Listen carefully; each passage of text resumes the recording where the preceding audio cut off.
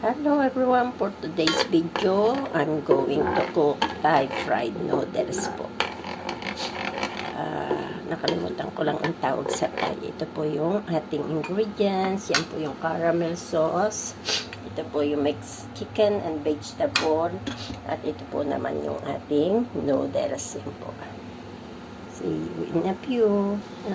Po, kailangan nating ito sa caramel ang noodles para yung lasa niya ay mapapunta sa noodles hanggang sa yung noodles ay maluto ng husto.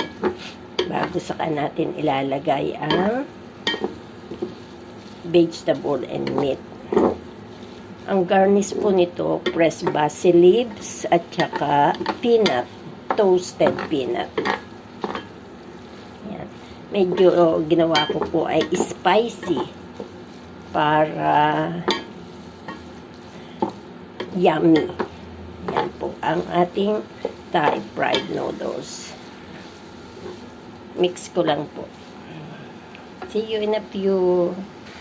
Yan na po ang ating Thai fried noodles.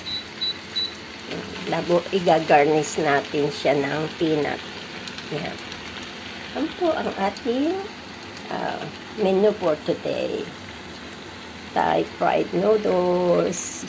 Looks delicious and yummy. Thank you for watching. See you again next video. Bye for now.